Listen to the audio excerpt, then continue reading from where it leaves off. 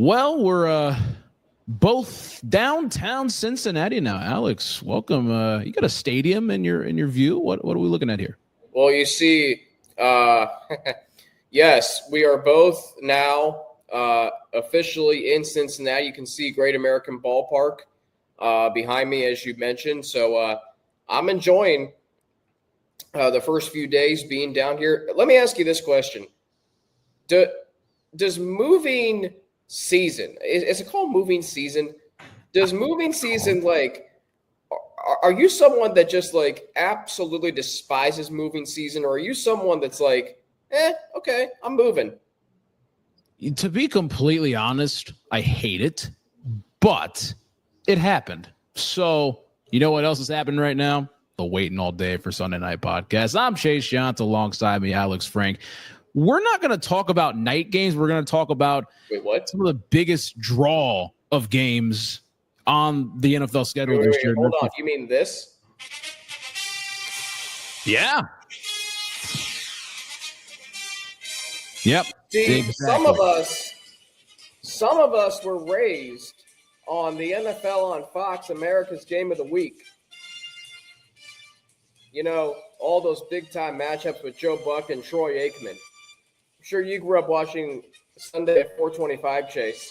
Yep. I mean, this is one of the most iconic theme songs in all of sports. But wait, there's more. There is more. Double or trouble.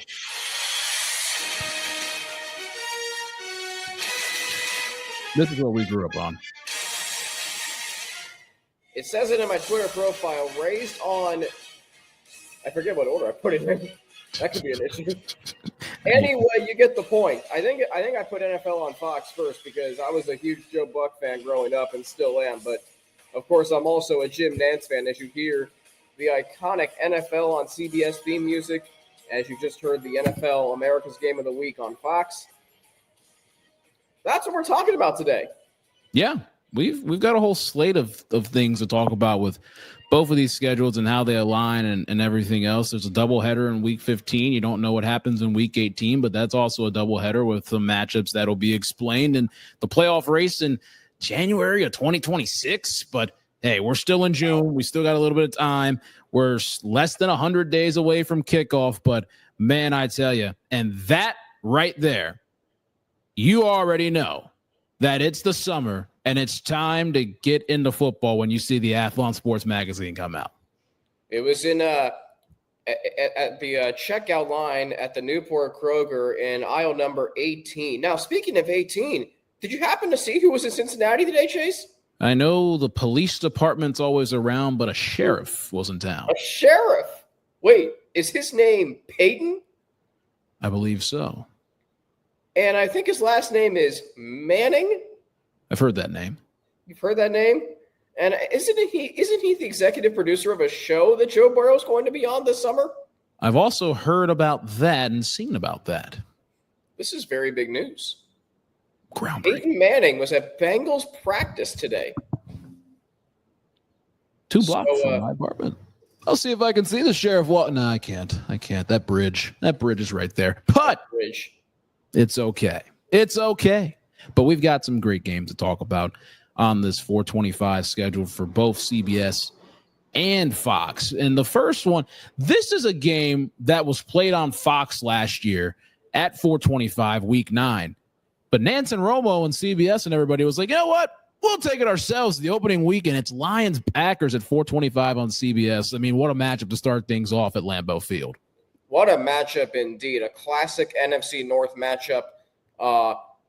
On my schedule wish list, I said I want one game at 425 on CBS and another game on America's Game of the Week on Fox. Well, we got it exactly the way we wanted. The other matchup is going to be on Thanksgiving. More on that coming up. But, I mean, you couldn't have asked for a better matchup between division rivals in what arguably is the best division in the NFL.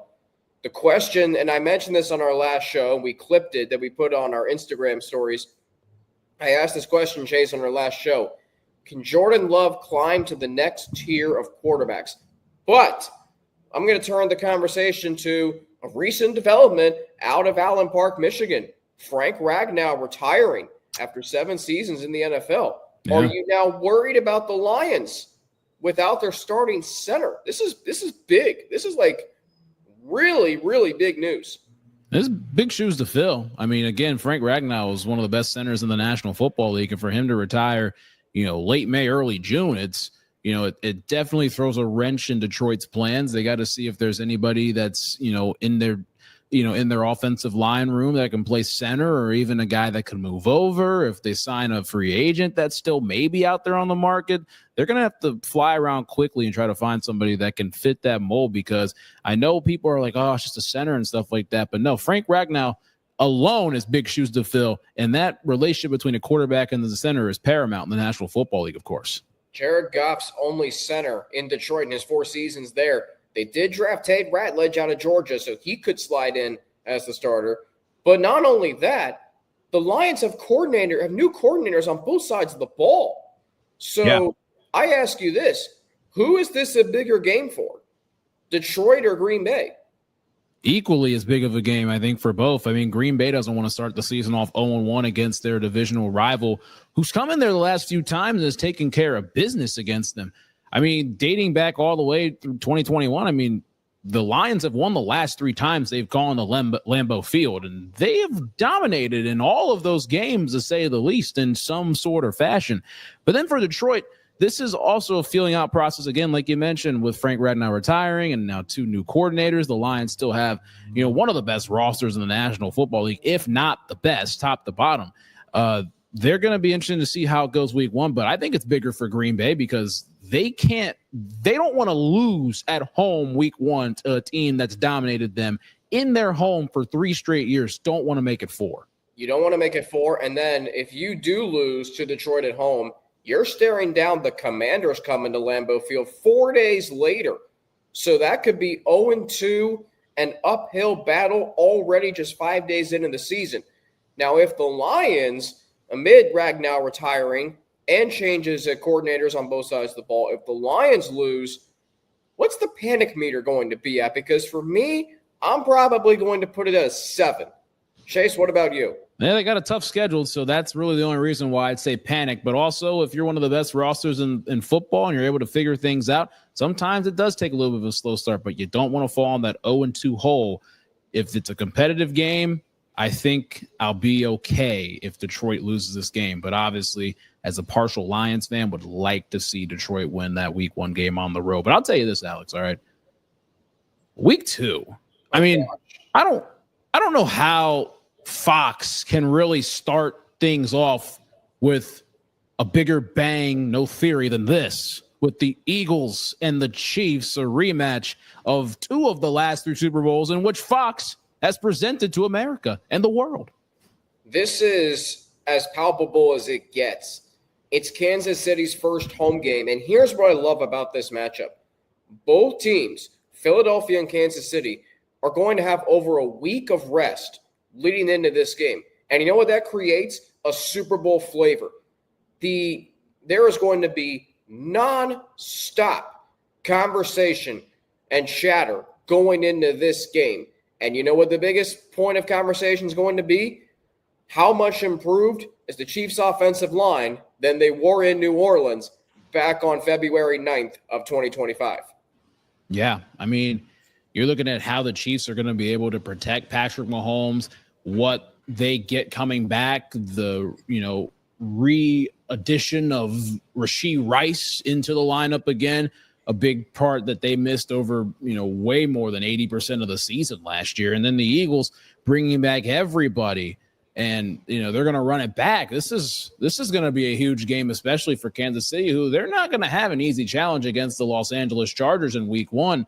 But like you mentioned, both of these teams coming off, nearly double-digit days of rest. But, I mean, this is going to be a fun game, especially for Kevin Burkhardt and Tom Brady to call once again. Think about it. That'll be 2 of 3. It'll be, 2 of 3 games in a stretch that Burkhardt and Brady will call, 2 of them being Chiefs-Eagles, but over the course of a 7-month gap. But that's amazing to think about. I mean, you're going to have so much star power on the field, in the booth.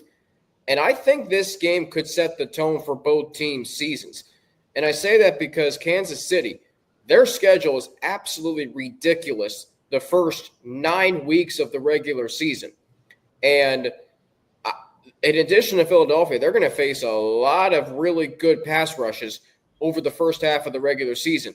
And then Philadelphia, if they win this game and preceding that, going into this game against Dallas on opening night kickoff, if Philadelphia comes out of that stretch 2-0, look at their schedule weeks 3 through 9.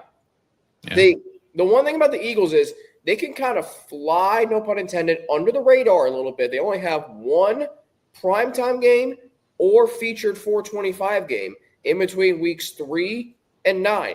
So they go 2-0, they can kind of just quietly stack some wins and put themselves in position to avoid this Super Bowl hangover before their schedule gets really, really difficult the second half of the regular season. And we're going to see more Philadelphia on this list in a little bit. But speaking of Dallas, they're week 3, and they play on Fox. And they go to the Windy City against the Chicago Bears and Caleb Williams. Ben Johnson will play and have his second home game after coming back from Detroit in a very emotional and chaotic scene that would be.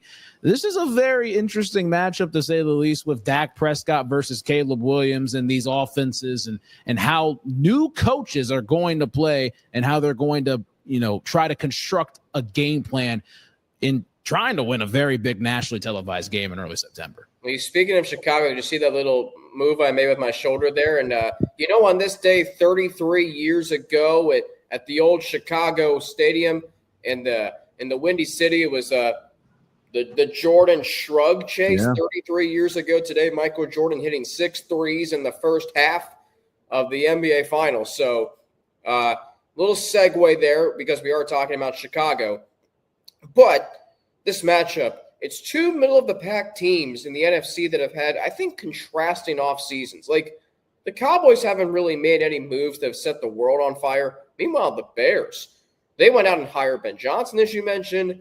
They signed Joe Thuney to a contract extension along their offensive line. They had a really good draft. Colston Loveland, the tight end from the team up north. They drafted Luther Burden III, the wide receiver from Missouri. The Bears have done a really good job, not just this offseason, but the one in 2024, where they have given Caleb Williams a lot, if not every tool possible to succeed offensively. So I ask you this. Who has the most pressure in the Bears organization going into what is a really pivotal season?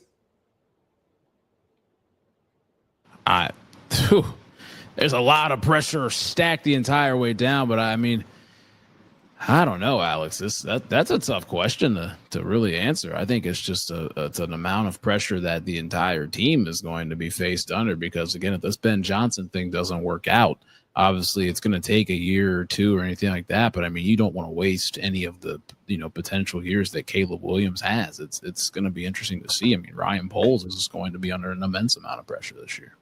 He's going to be under an immense amount of pressure. So, too, is Caleb Williams. I think so, too, to a degree, Ben Johnson is. I think that defense is facing some pressure because when you think of the Chicago Bears, you think about their defense. I mean, here's the other thing too. This is the 40th anniversary of the '85 Bears, one of the most famous teams in the history of the NFL, not just for on the field, but also for their personalities off the field. So if the Bears end up having a season that is even similar to last season, there's going to be a lot of unhappy people in Chicago. If the Cowboys do win this game, is it going to move the needle for you? No, not one bit. I'm going to wait till November because we've seen the Cowboys start off really strong and then falter. I know it's a new coach and Brian Schottenheimer. I don't care. I'll wait till November to see what the Cowboys do. And we'll see how that really happens and with big boy football coming up. Yeah, because you're facing 4 straight teams who won 14 or more games last year in November and December. So that's when the needle will be moved one way or the other. But now we move to week 4. We go back to CBS for one of its signature games of the regular season, the Ravens and the Chiefs, Lamar Jackson against Patrick Mahomes in Kansas City. The only time Lamar Jackson has beaten Patrick Mahomes, Chase, was in week 2 of 2021. I believe that was a Sunday Night Football and NBC game. It was. Yep. one of the truly great games in the Sunday Night Football and NBC first 19 seasons. Now this game is on CBS after it was on opening night kickoff last year. So it's interesting. These two teams since 2019 have played in each of the first 4 weeks of the regular season now with this game in week 4. If the Ravens don't win this game, though, Chase, then I have to ask the question, and we will, when are they going to beat the Chiefs? I don't know. I mean, they're going to have to take advantage of the early season opportunity that they have. The Ravens are usually a very good team in the early portion of the season in September. Obviously, last year they started off 0-2, but they're able to rebound quickly. But, I mean, if not now, when? And we feel like we've asked that question a lot. And a lot of the time it's been anybody versus the Chiefs or anybody in the AFC versus the Chiefs. It's been that question. If not now, when? So, I mean, if you're Baltimore, I mean, you are stamping this game. You're not trying to overlook anybody throughout the first 3 weeks, but you're stamping this game to say, yeah, we need to make a statement here in the end of September, and we have to win this football game regardless. We have to go, just pedal to the metal and try to get a victory in whatever way possible. You're stamping this game. You're stamping the week 1 game at Buffalo. But you're going into this matchup against Kansas City on a short week because you're playing, or as I like to say, slightly short week, because you're playing Detroit at home on Monday Night Football the week prior. So the Ravens, I heard this stat this morning, they are 37-20 in September in John Harbaugh's 17 seasons as their head coach, which is really, really good. Okay, yeah. Let's not get that misconstrued. That's second best in the NFL in that time span, behind only the Green Bay Packers, who are 38-20-1. So the Ravens in September are really good. Even last year when they lost their first 2 games, what did they do? They went on the road and beat Dallas, and then they ran right through Buffalo. But if you lose to both Buffalo and Kansas City in September and you're 2-2, okay, fine. But what have you really done to make believers that you can, in fact, go win the Super Bowl?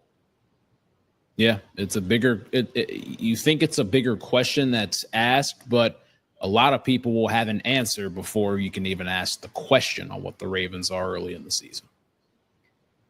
It's going to be fascinating to watch them because, I mean, you're playing 3 teams that won a combined 43 games last year, which is incredible. Yeah. And even for a team like the Ravens. But we hear, and this is what so aggravates me, okay, at least in the last few days, we always hear about how the Ravens lost the season opener last year by a toe. Okay, so are we just going to forget that Lamar Jackson misfired to a wide open Zay Flowers the play before? Mm-hmm. Like, you have a 2-time MVP at quarterback who I'm sure many Ravens fans, if not all Ravens fans, will say should have won the MVP last year, and that's fine. You have all these Pro Bowlers and all pros, and yet you can't beat the the Bills or the Chiefs. And you know what? I stuttered a little bit. Sometimes you can't beat the Ravens because you can't beat yourself. Yeah, that's where it happens. Actually, they do. Yeah, they can't beat themselves. Go ahead.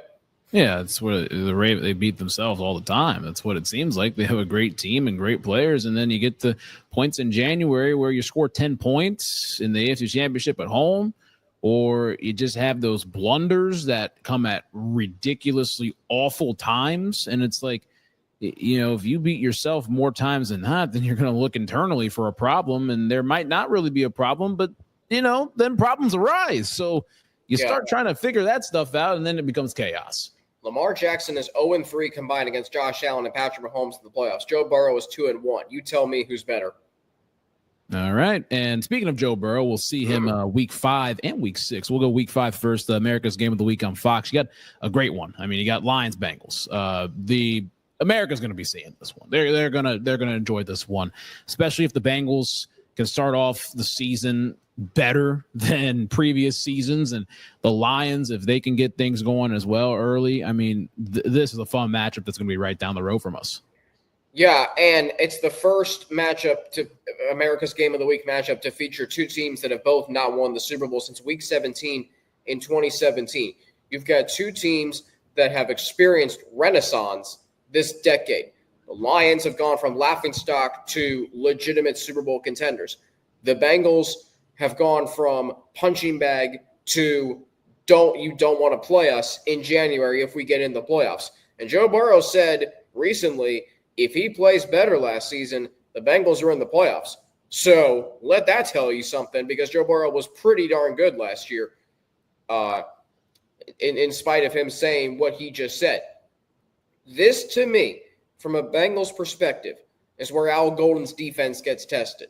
Okay? We always, in 2021 and 2022, we always talked about, well, what's Lou Anarumo going to cook up against Patrick Mahomes this time, or Josh Allen this time? Okay? Well, now it's on Al Golden. Can you handle the Lions' running game? And can you handle all those crossing routes that they run with Amon-Ra St. Brown and Sam Laporta and Jamison Williams? If you can shut down their running game and make Jared Goff beat you with his arm, that's ideal for this game for me. What say you? Well, again, I agree.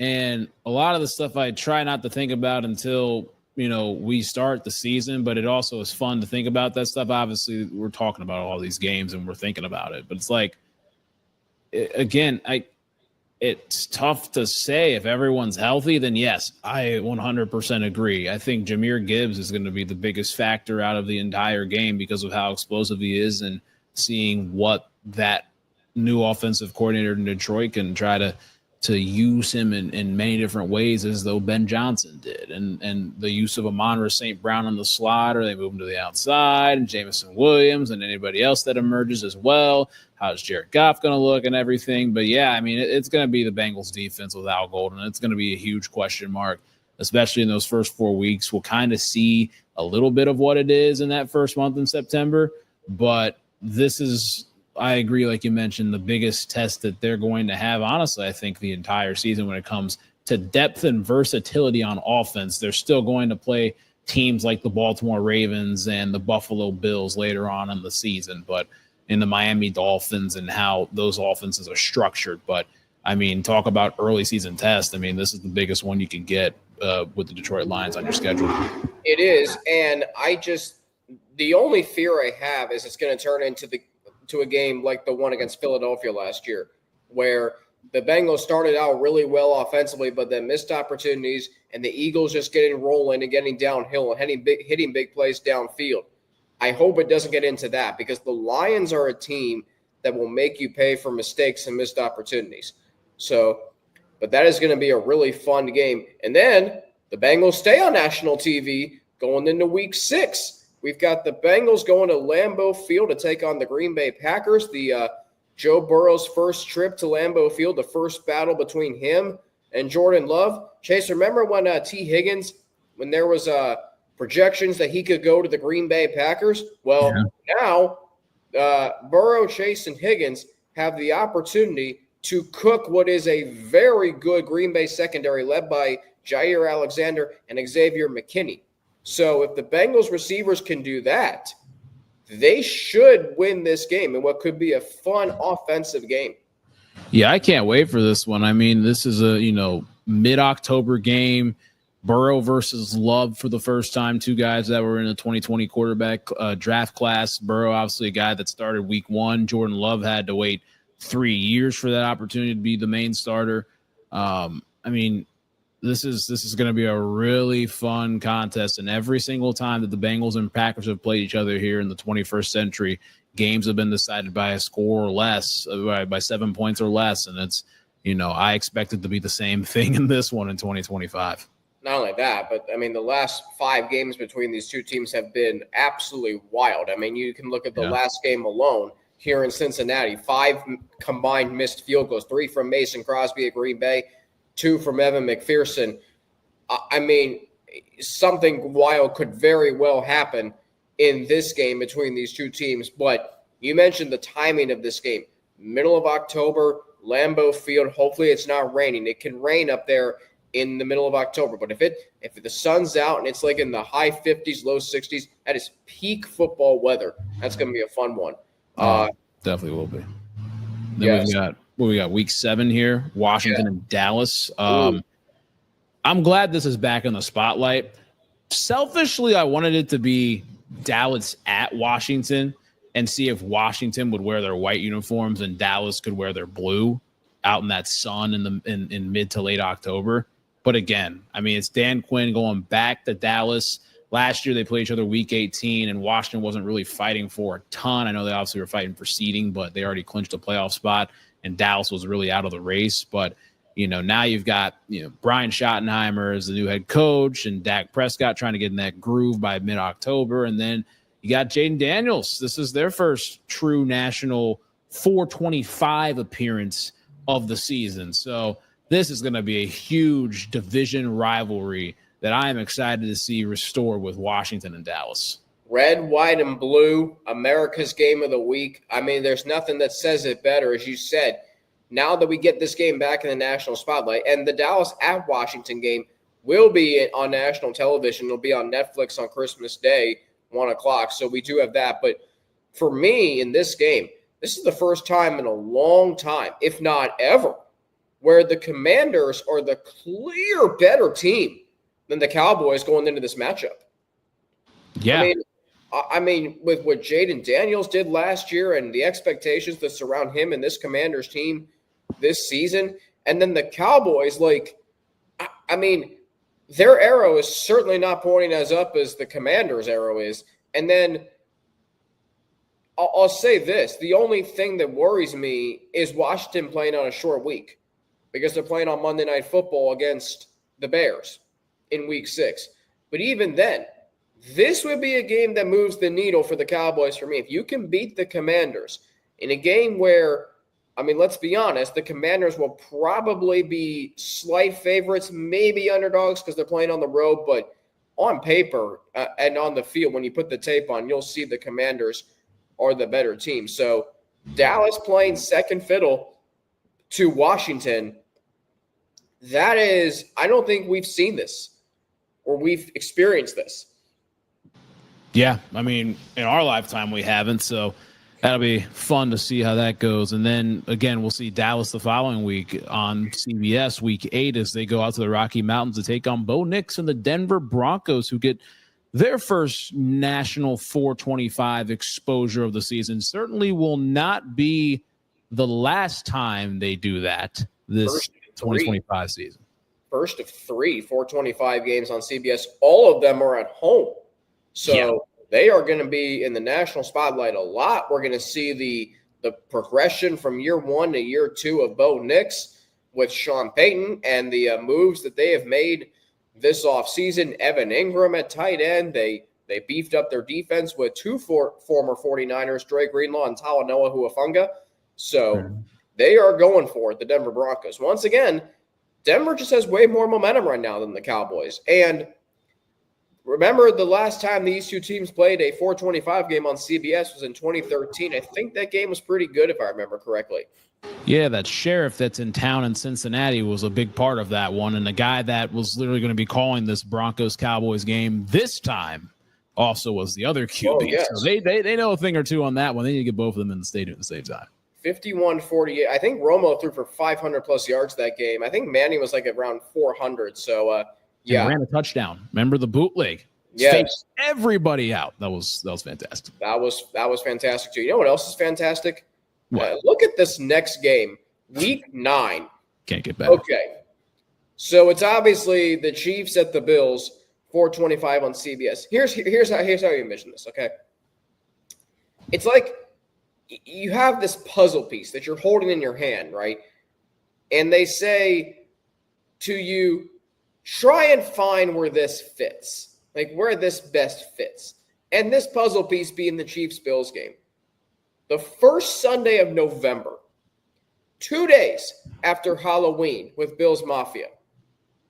You could not have put this game in a better spot than Week 9 at 425 on CBS. It's just unbelievable job by the NFL scheduling department.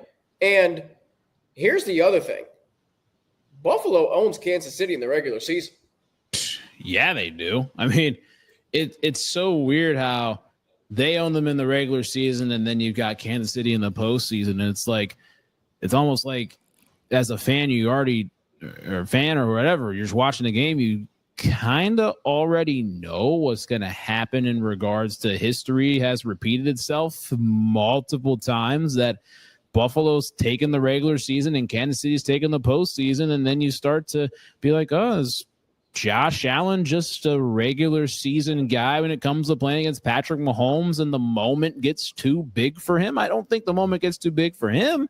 I think you look at the other 52 guys on the roster and say, what's happening in those particular moments in those playoff games? But again, you got to take care of business where you can take care of business, and that's the scheduled game week 9. And like you mentioned with the puzzle piece analogy, why not stick it in the middle of the entire puzzle? Because it's the best game and delivers all of the time. It delivers all the time. And I mean, Jim Nantz and Tony Romo, it is unfortunate a little bit as a Bengals fan because we thought Burrow and Mahomes would be this decade signature rivalry, and it still could be.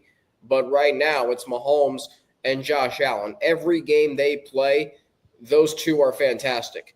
Every game that these two teams play, the whole games, I mean, they live up to the billing, the anticipation. So, again, it's going to be about Buffalo. They beat the Chiefs in the regular season. And let's not forget the Chiefs are going to be on a short week coming into this game, because they play on Monday Night Football against Washington. That's no game. That's no easy game before this game. So Buffalo may have Kansas City right where they want them once again in the regular season. Speaking of playoffs, we got a divisional rematch the next week in our nation's capital, America's Game of the Week on Fox, and that is 2 days before Veterans Day. And you've got the Lions and the Commanders. What another great move by the NFL scheduling department to get this game in our nation's capital with the darlings of America in the NFL against our nation's capital team on America's Game of the Week. America, Chase, America. Exactly. Yes, this is going to be a great matchup. If it wasn't for Jared Goff having a absolutely I'll just put it completely straight up, horrific playoff performance, this game could have been put up in the 50s.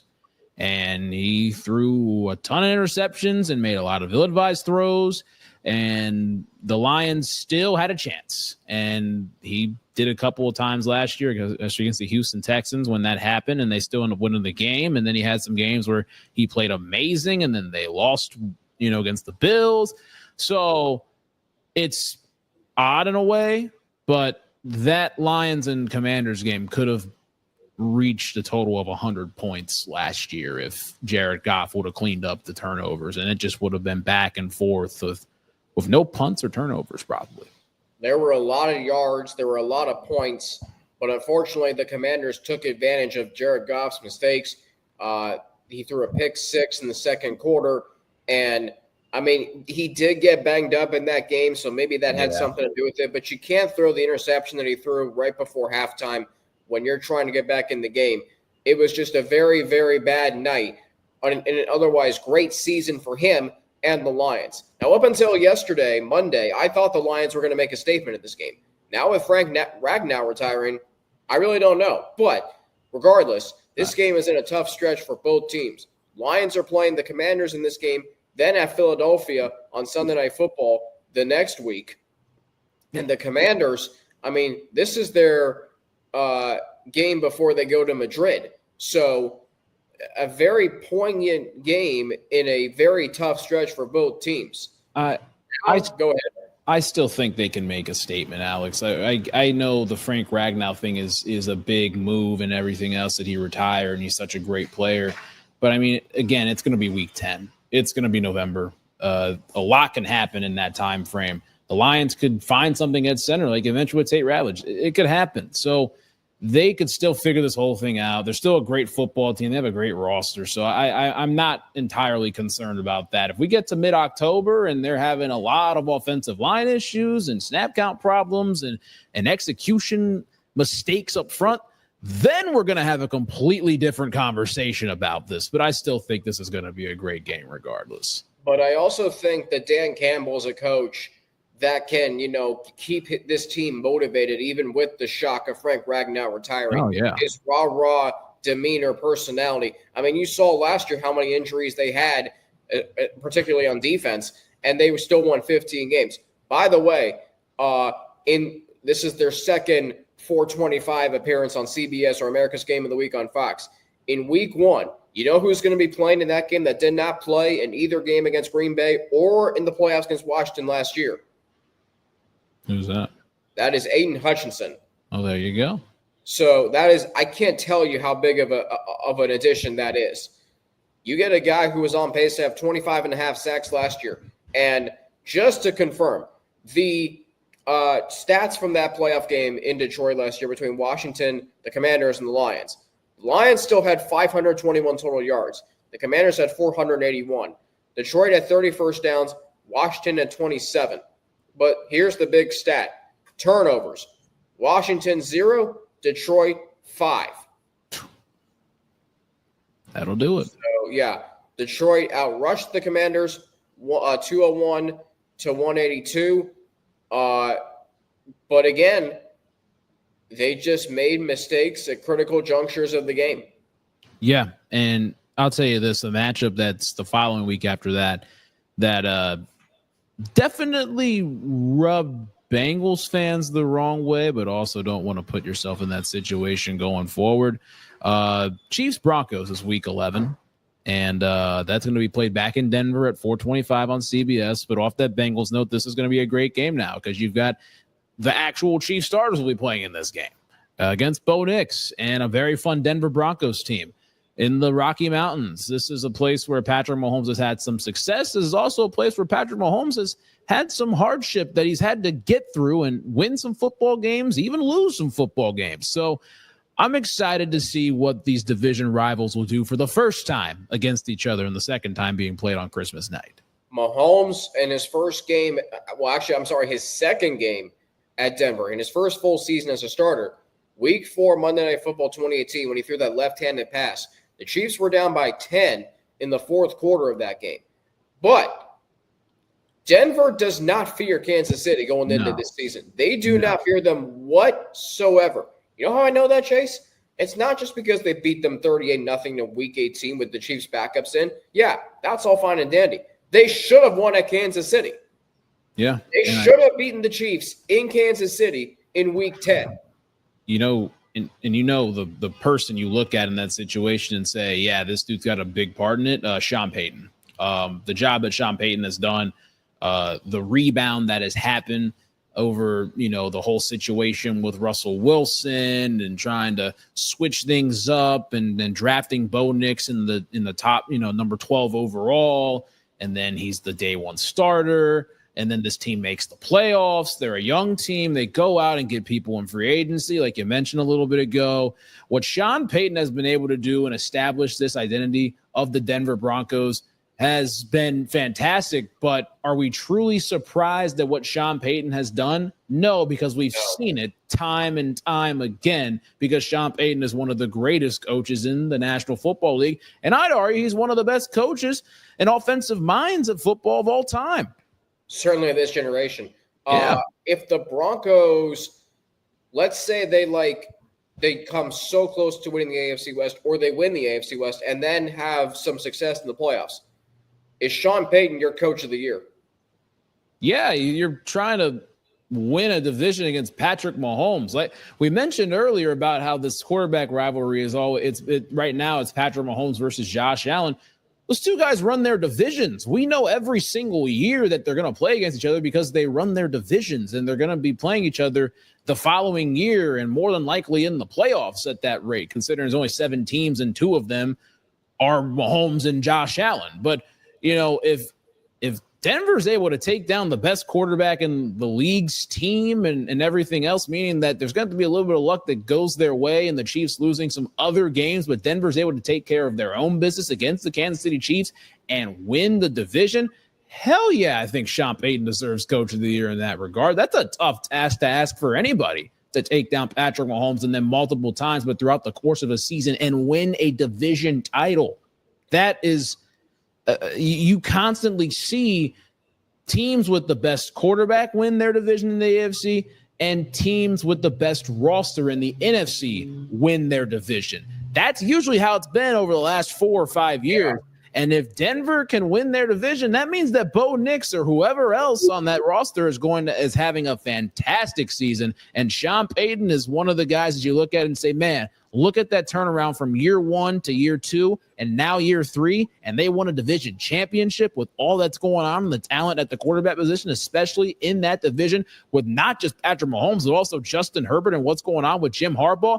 Yes, he deserves the coach of the year if that's the case, because that is a job well done by Sean Payton, hypothetically. We all know what Jim Harbaugh does in year 2 with teams that he's the head coach of. We all know Justin Herbert is a great, if not elite. But Sean Payton has been there, done that. Yeah. And let's not forget, he coached in a division for years with Matt Ryan and Cam Newton. He knows how to navigate his team in a division with elite quarterback play.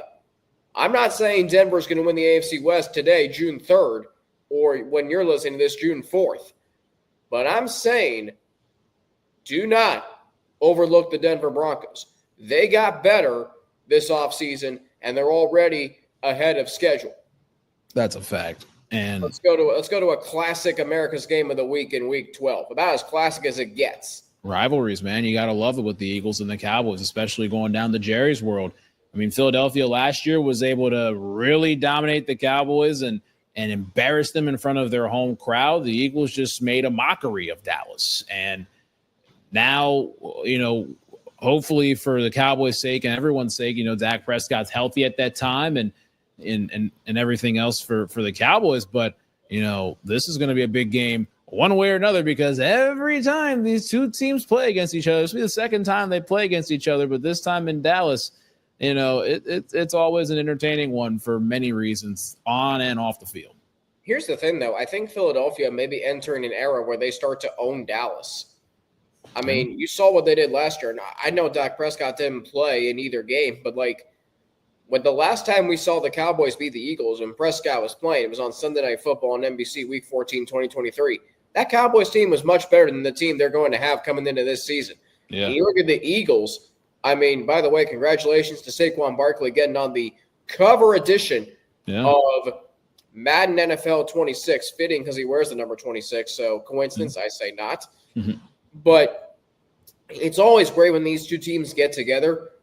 But Philadelphia right now, and I mean, again, they just have way more momentum and way more going for them than the Cowboys do. If any Cowboys fan, walks up to you and mentions, hey, we've got 5 rings, just politely walk in the other direction.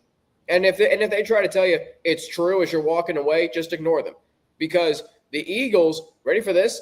The Eagles have played, or not only have they won 2 Super Bowls since the Cowboys last won a Super Bowl 30 years ago, the Eagles have played in 8 NFC Championship games and 4 Super Bowls since 1995.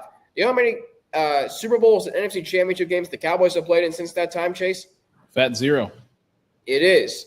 It is a 0, a donut. And I like mine with cream in the middle and chocolate on top. Speaking of sweets and treats and food and football and John Madden Thanksgiving celebration, take a look at America's Game of the Week on Fox on Thanksgiving. Green Bay and Detroit, 1 o'clock on Fox. I mean, talk about an appetizer there to get things started. Yeah, I mean, you're looking at a division rivalry again that we talked about earlier in the season. I mean, this could go either way. Anytime Detroit plays whoever on Thanksgiving, I think it's 50-50. But you're looking at that matchup between, the Packers, who have gotten better over the course of the offseason, and some people can look at, maybe, the Vikings and what they could do, but there's people out there that have more confidence in the Packers compared to the Vikings. So we'll see how things go, but this is going to be a fun one to watch the second time around.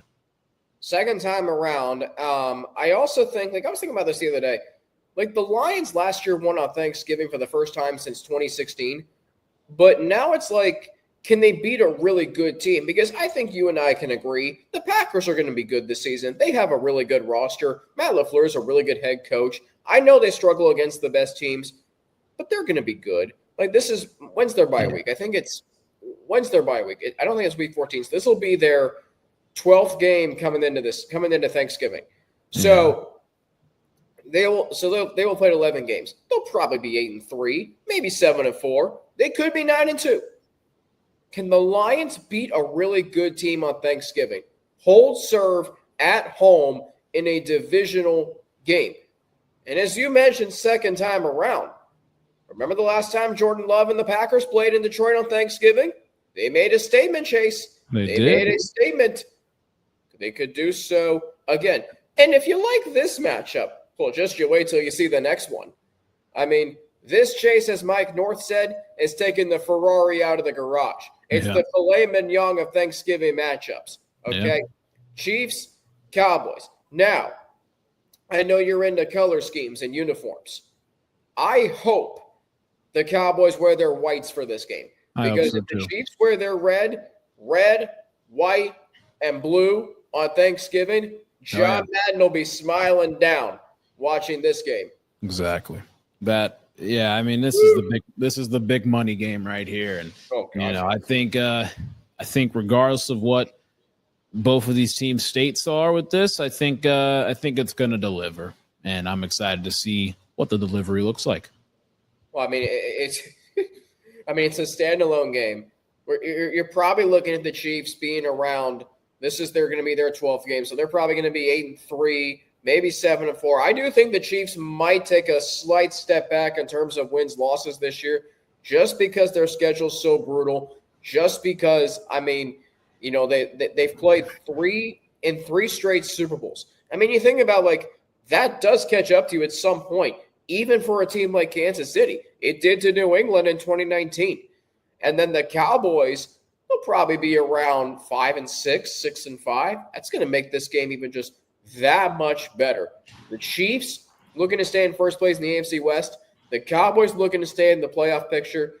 The only thing that would make this better is if Mike McCarthy was still the head coach of the Cowboys, because then, the conversation on Black Friday would be all about him. It definitely would be. And I'll say we move on to that same week in Buffalo and Pittsburgh. Mike McCarthy's hometown, might I add. Yeah, I mean, it's going to be a good, fun game. I mean, Buffalo and Pittsburgh, Josh Allen against the tough Steelers defense in the Steel City. The last day of November before we turn the calendar to the month of Christmas. I mean, this is going to be fun to watch. And, we'll see what the Steelers are at that point, who their quarterback is, what they've got going on, because we'll see the Steelers a couple times in December on CBS in the late window. You didn't mention Josh Allen versus which quarterback. And the thing is, we don't know. Yeah, we don't. But here's what I do know. Pittsburgh is going to be around 500 coming into this game. I mean, it's just predictable at this point. I love this matchup, Chase, like you said. I really do. It's a throwback to the 90s and 425 games at Pittsburgh.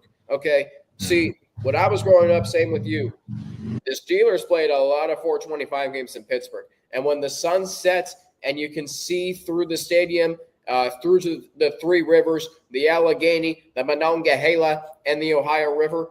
I mean, we're bringing that back this season. I'm excited for it.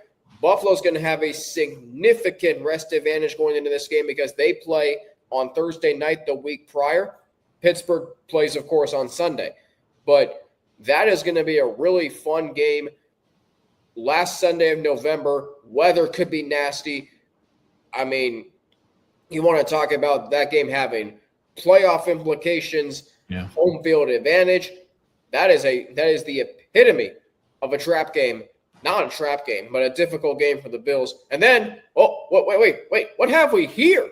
The Bengals and Bills on America's Game of the Week on Fox? Who came up with this? Don't know. Mike North, the guys, the crew. I mean, this took us for a loop. I mean, because before we saw it leaked or anything of what network it was, we're like, it's CBS. That's easy enough. Fine. I mean, Nance and Romo, but now we get Tom Brady on the call for an elite quarterback matchup. Are you kidding me?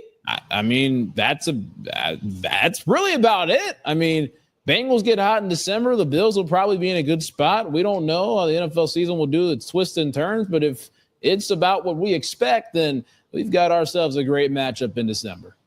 I don't mean to make this about Al Golden, but what his defense is going to be able to do differently against Allen that Anarumo's defense didn't do, Anarumo being Lou Anarumo, I'm very interested to see what game plan they'll have cooked up for Josh Allen and the Bills offense, because people get it misconstrued that it's Allen and doing everything. No, it's not. It's James Cook. It's the receivers.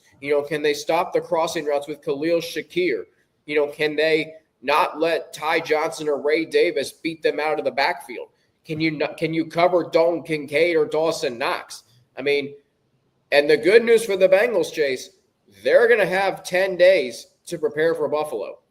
Yeah, they're gonna have a longer time, but I mean, obviously, you're coming off a Lamar Jackson game and going into Josh Allen, and you're going right back to Lamar Jackson. So some guys that play in ways similar, obviously, they're two completely built and structurally different quarterbacks, but the Bengals better get their track shoes on for this one, especially Al Golden's defense, because it's gonna be a whole lot of running uphill, downhill, side to side. It's got to be on your toes at all times. And I'll tell you this, we got to be on our toes, especially the remote the following week. Ooh. Double the trouble action with the double header. TV, multi-view, NFL, Red Zone. Yes. CBS and Fox, man. You've got Green Bay and Denver on CBS, and then you've got the Freaky Friday edition number 4, actually, I would say, with Jared Goff and Matthew Stafford. But Jared Goff and the Detroit Lions taking on Matthew Stafford and the Los Angeles Rams on Fox. So, I mean, you've got, some West Coast home games coming up for the Rams and the Broncos. And then you've got 2 NFC North teams going out there. It's going to be a fun matchup. Okay, so Green Bay and Denver. What a great matchup that is. It's always a great matchup. I mean, seriously. Yeah. And as you said back on our one of our shows this offseason, you talk about like Denver with the uniqueness that they provide the NFL with a nationally televised game. It's in the Mountain Time Zone. You got the sun setting over the Rocky Mountains. It's a big stadium with a great atmosphere. The NFL is always better when the Broncos are good. Yep. And now you have these two teams whose quarterbacks, Jordan Love and Bo Nix, both have opportunities to write their narratives this season. Jordan Love, 3rd full season as a starter. What tier is he in? Bo Nix, how much does he elevate himself this season? And then Lions, Rams. Good Lord. I mean, the last 2 games between these two teams have been outstanding, to say the least. Here's something else I think about. Jared Goff returning to L.A. The last time he did, you know what the Lions' record was? What? 0-6. You're right. 2021.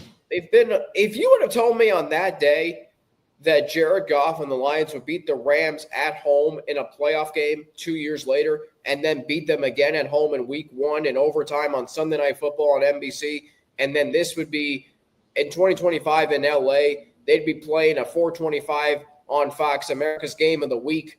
I don't know if I would have believed you. And here's the crazy thing. It's a bigger game for the Rams. Where do they stand against the Detroit Lions? And here's the other thing, too. It's a big game for the Rams, not just for their opponent. And everybody's going to say coming into this season that the Rams are the favorites to win the NFC West. Well, there's a team north on I-5 that would like a word about that. Yeah. There's a couple. I mean, there's a couple of teams, Alex, not just them. I mean, what are the Cardinals looking like?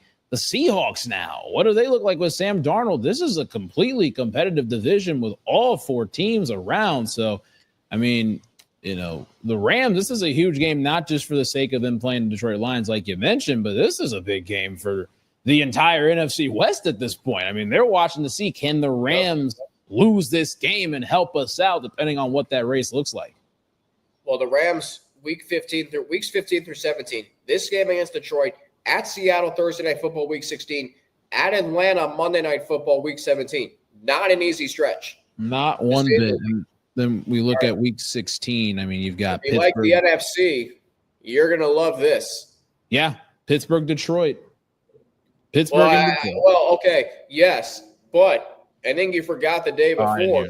We've got an NFL on Fox doubleheader, Chase. I did. I was thinking college football in my mind, but we do have an NFL on Fox doubleheader. Well, speaking of college football, okay, let me cut you off there. We got the first. Now, I don't know what order these games are going to be played in.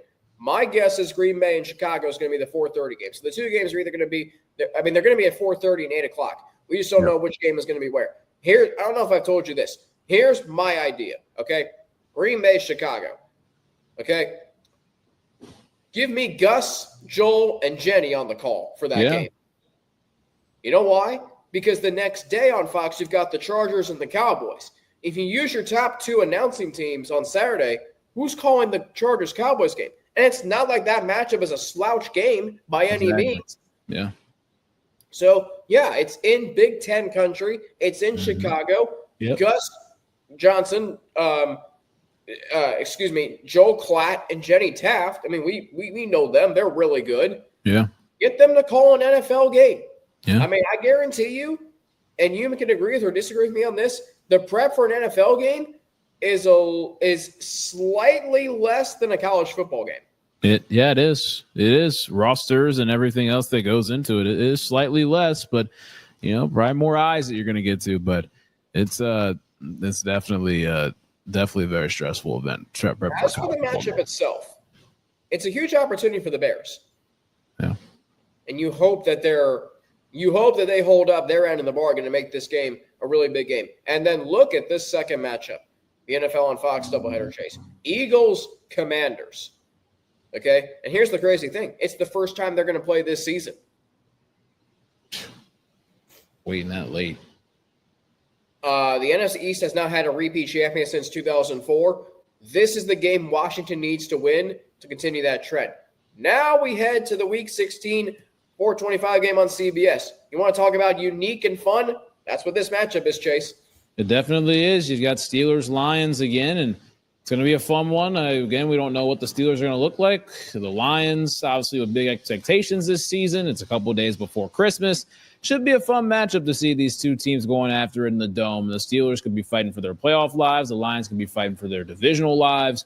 Who knows? Or even home field advantage. But this is going to be a big game overall. Again, we'll see how it plays out. Two AFC and NFC North team going after it. The Steelers won Super Bowl 40 in Detroit 20 seasons ago.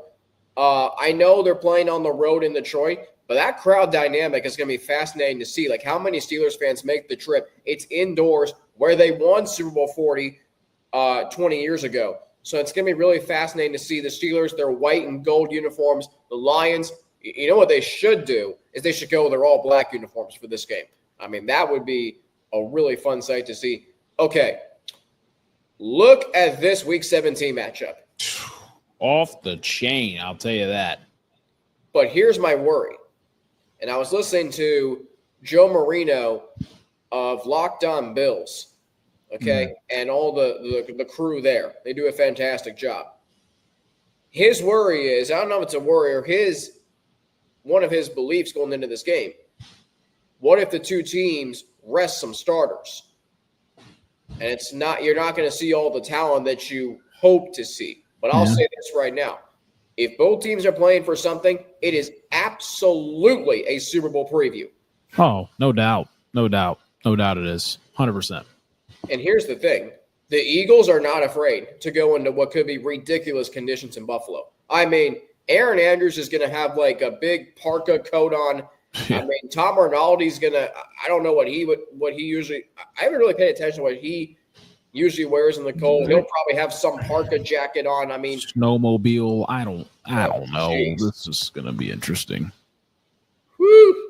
Yeah, Okay. going to be a big one. I don't know how much to even add more to it. I mean, it's just that's just a ridiculously large game. You saw last time they played each other in Philadelphia, and they play each other in the last regular season home game at Park. So it's actually the second to last. The Bills host the Jets Week 18, but last you know scheduled what? game. People scratch that one. But hey, who Well, knows? okay. Here's Who the thing. knows? Here's the thing, though. That game in Philadelphia 2 years ago was in the rain. This one could be in the snow, sleet, maybe both. Now, Week 18, Fox has announced the game they're calling. Which we is don't know not what time normal. it is yet, though.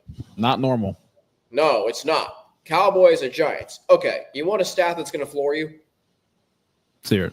Okay.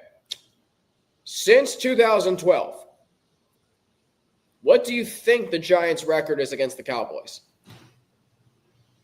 Let's see. That's 24 matchups. Well, not 26 technically. I'm going to say 6-20. Huh. Well, why would it be 26? 13 seasons. That's 12 years, but it's 13 technically seasons. Okay, you're right. 6-20. I'll rephrase. Yeah, 6-20, including 2012. I was saying I should have said since 2013. That's on me. Okay, you're right. 6-20. Really? No, you're wrong. Oh. I'm saying you're right because you counted 2012. Okay, what's the record? The record since 2012, 4-22. Ah, close. And in the last 8 seasons, 1-15. Oh gosh. Jeez. Needless to say. Oh my gosh. Yeah. And I remember when the Giants used to beat the Cowboys at least once a year. Yeah. Jeez. Wow. 115 in the last 16 is insane. I don't even know how to comprehend that. Well, hopefully the Giants are playing for something at that point. How do you a once proud franchise that beat the Cowboys at least once a year, and now they can't? I mean, yeah, like you saw in 2023. I remember, Chase, Chris Collinsworth said this. And if Chris Collinsworth says something, I'm gonna take it with more than a grain of salt. He said going into that season that the Giants had closed the gap on the Cowboys. Yeah. Okay. Did you see what happened that following Sunday night? Yeah.